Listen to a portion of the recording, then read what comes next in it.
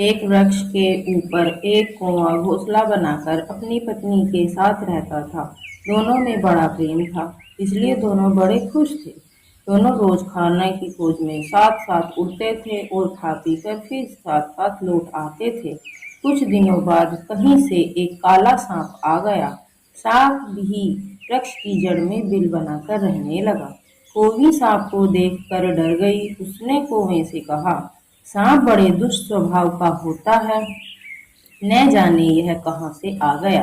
कौवे ने कौवी को ढांढस बंधाया।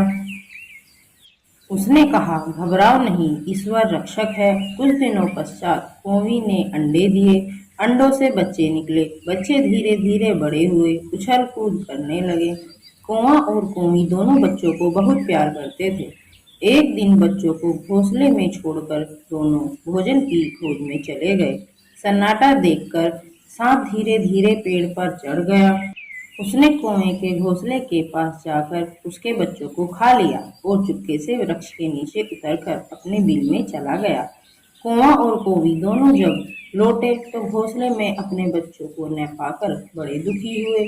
उन्होंने आसपास की चिड़िया से अपने बच्चों के संबंध में पूछताछ की, पर कोई कुछ भी नहीं बता सका। कौवा और कौवी करते तो क्या करते, दोनों रो धोकर शांत हो गए।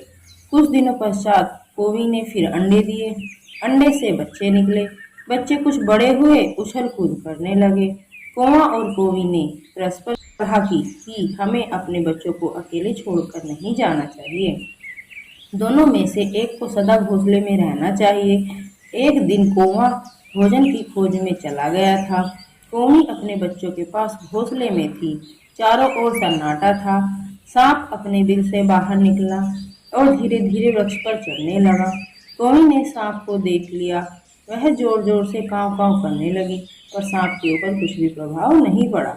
वह वृक्ष पर चढ़ता ही गया और घोंसले के पास जा पहुंचा। कौवी सहायता के लिए जोर जोर से पुकारने लगी, पर उसकी सहायता के लिए कोई भी उसके पास नहीं पहुंच सका। सांप पहले की तरह उसके बच्चों को खाकर वृक्ष के नीचे उतर गया। कौवी करती तो क्या करती, सिर पीट पीट कर रोती ही रह गई। जब कौवा लौटा तो कौवी ने रो रो कर सांप के द्वारा बच्चों को खा जाने की बात सुनाई। कौवी की आंखों से भी आंसू निकल आए, पर उसने धैर्य से काम लिया। कौवी रो रही थी, विलाप कर रही थी। कौवी से बोला कौवा कि अब रोने धोने से क्या होगा, अब अपने आप को संभालो, तुम धीरज रखो। कौवी बोली कि सांप 2 बार मेरे बच्चों को खा गया, अब मैं इस वृक्ष पर नहीं रहूंगी, चलो किसी दूसरे वृक्ष पर चलें। कौवा बोला, इस वृक्ष पर मेरे पूर्वज रह चुके हैं, इसे छोड़ना ठीक नहीं है। धैर्य रखकर इसी वृक्ष पर रहो, मैं सांप को भी मारने का उपाय करूंगा। किंतु कौवे के बहुत समझाने पर भी कौवी बार बार यही कहती रही कि किसी दूसरे वृक्ष पर चलो। आखिर कौवे ने कहा, तुम मेरी बात नहीं मानती तो अड़ोस पड़ोस की चिड़िया से पूछो। कौवे और कौवी ने जब अड़ोस पड़ोस की चिड़ियों से सलाह ली तो उन्होंने कहा, तुम दोनों को इसी वृक्ष पर रहना चाहिए, हम सभी मिलकर सांप का मुकाबला करेंगे। इतने पर भी कौवे के मन को शांति नहीं मिली। आखिर कौवा बोला, तुम्हें इस तरह संतोष नहीं होता तो चलो लोमड़ी मौसी के पास चलें, वह सबसे अधिक बुद्धिमान है। वह जो कुछ कहे उसी के अनुसार हमें और अपने काम करने चाहिए। कौवी लोमड़ी के पास जाने के लिए राजी हो गई। कौवी को लेकर कौवा लोमड़ी के पास गया। उसने लोमड़ी को सांप के द्वारा बच्चों को खा जाने की बात सुनाकर कहा, हम दोनों अब क्या करें, उसी वृक्ष पर रहें या उसे छोड़ दें।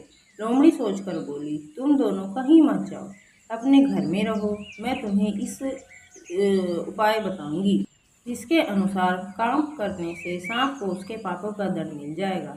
पास के तालाब पर राजकुमारियां स्नान करने के लिए आती हैं। वे अपने गहने कपड़े उतार कर रख लेती हैं और स्नान करने के लिए पानी में घुस जाती हैं।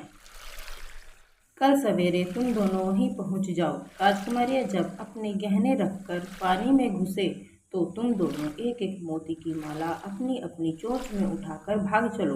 इतने जोर जोर से बोलो कि नौकरों का ध्यान तुम दोनों की ओर खिंच जाए। वे मोती की माला के लिए तुम्हारा पीछा करेंगे।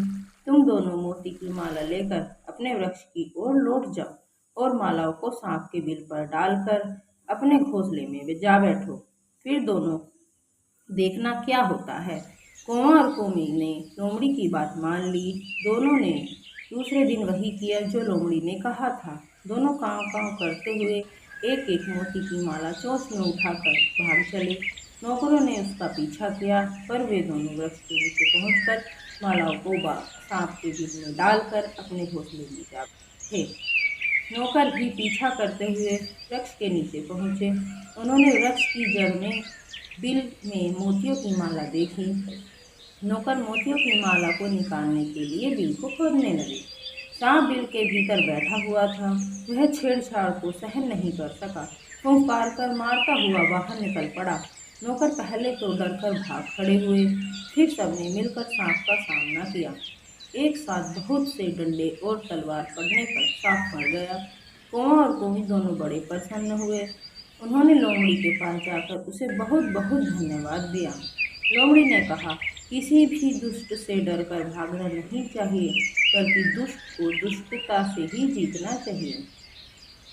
कहानी से हमें यह शिक्षा मिलती है कि बुरे आदमी के पड़ोस में नहीं रहना चाहिए। बुरे आदमी को सज्जनता से नहीं, छल से जीतने का प्रयास करना चाहिए। विपत्ति में धैर्य नहीं छोड़ना चाहिए। बुद्धिमानों की सलाह से काम करना चाहिए। थैंक यू दोस्तों, प्लीज़ सब्सक्राइब माय चैनल।